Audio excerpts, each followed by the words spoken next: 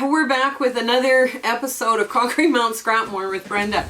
I'm Brenda, and today we're going to talk about labeling your quilts. Now, I know this is kind of a bit of, some people like to label, some people don't like to label, and it's very important that we label our quilts, just so that we know in a few years' time when the quilt was made, who it was made by. It might become an heirloom quilt, and then, it's going to be like, people want to know how old it is. So let's talk about all the different ways you can label your quilt. So come on a little closer, I'll show you how this is all done. Okay, so here we are. You can see I've got a variety of labels here, so we're just going to quickly go through some of these. This is the one from the Edmonton Modern Quilt Guild. Now these are just, I believe, from Spoonflower. And if you're a guild watching this, you can actually order these online. I would recommend you get them a little bigger. So because these are all raw edges, what you want to do is fold over a top and one side, just with your iron, and then pretend that this is a trimmed quilt. I know, I should have had a trimmed quilt. But what you want to do is you want to bury the stuff that's not turned over into the edge of the quilt, right into the binding. So when you're turning this over and under like this, this is where this goes. This is where this label would go, just right in the corner. And you would hand stitch this all around, or what you could do is sewing machine, just run a sewing line over it. But this edge here gets caught up in the binding. So it's, it's all finished perfectly. And that's the way to finish a label, is to, put a little label, make it inconspicuous and all the rest of the stuff. So this is what I put on my charity quilts, these ones. Now I got a good stack of them because community service knows I have a lot of UFOs. The other options is to get them pre-printed like this, or you can sometimes buy it as yardage. And basically you clip out, a pattern, stitch with, it has stitch with love. I love to quilt, and and there's different patterns on here that you can just trim around, and you've got a nice little label. Now with these kinds of labels, you need fabric color markers. Now what the fabric color markers do is they will, like you get your darkest one and you just write for made for, and then the person's name, by, date, or the same kind of thing. You can write on them. These fabric markers are also good if you're stitching along and you miss where you're supposed to be stitching.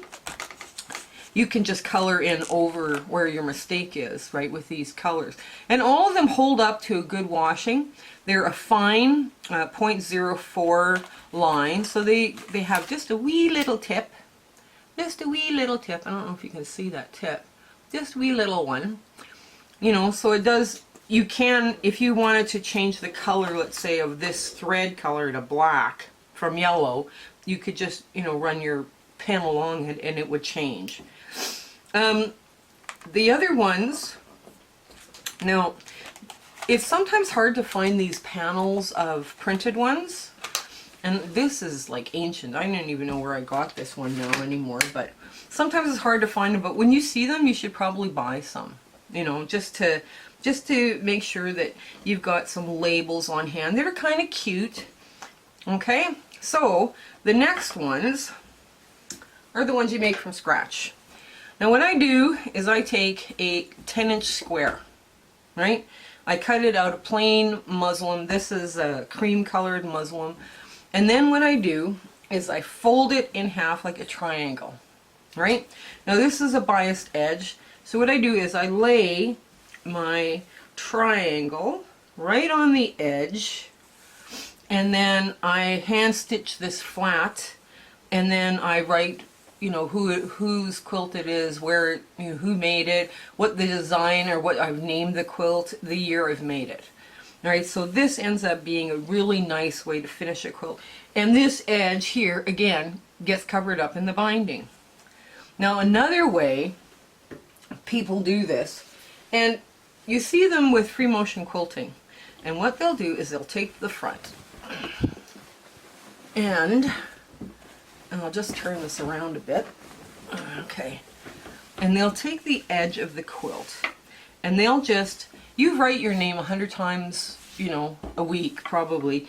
So what they'll do is they'll just, you know, free motion quilt the name and the year in like the free motion, in the quilting, just along the edge, like you would sign a painting, right? And then that creates something that where your name and the year that it was made is right on the edge. Now I have done that several times in quilts.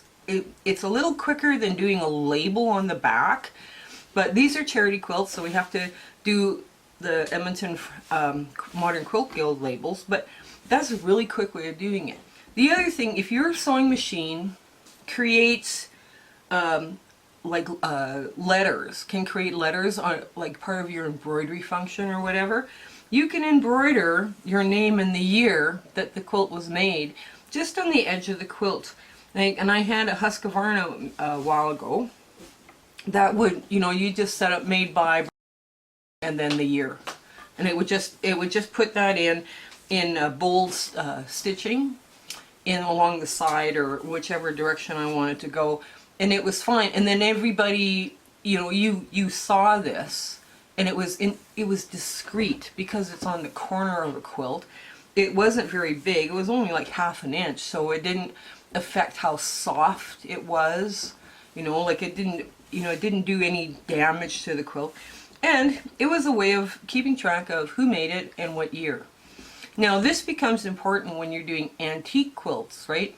You start looking when you're in the thrift, if you see them like in thrift shops or something like that, or an estate sale, you want to look for the name of the maker and the year, right? Because that will prove what year it was actually made. And some of these quilts that aren't labeled, you know, get discarded because we don't know if they're a vintage or antique quilt. So that's pretty much all my thoughts. There are probably other ways of labeling them, but I mean, this is what I do. I'm trying to explain to you how I do this, right? But the most fun I have is the free motion quilt method, where I just write my name. You know, I just write my name under a quilt, under a domestic sewing machine. So let's see what else we've got here. Okay, so that pretty well covers what we were talking about, making labels. There's one more method, and I am really a lousy embroiderer. I can do a blanket stitch, maybe a running stitch. After that, yeah, we're kind of out of stitches. I mean, I can do a back stitch, I suppose.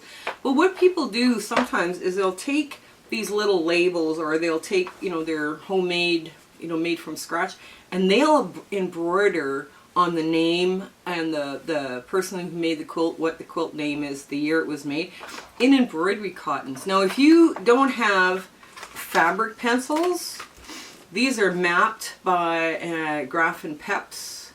And like I say, I'll try and put a link below to what these are, because these will wash. Like, you don't wash them out. Like, they're like a permanent marker. So, you know, it's what you prefer to do. I mean, if I had to embroider a label on the back, I would never put a label on my quilts because I am not great at embroidering. But, I mean, there's some people that just do lovely stitches, and they make such beautiful little letters and numbers, and yeah, I don't have that skill. Or I might have that skill if I sat down and tried, but yeah, this is not an embroidery channel, this is a quilting channel. So but it's a great resource. If you have this and you don't have this, try this. It does work. One of the other things we're going to try and do for you here is I used to do frankenbatting at least once a month. And you guys are going, what is frankenbatting?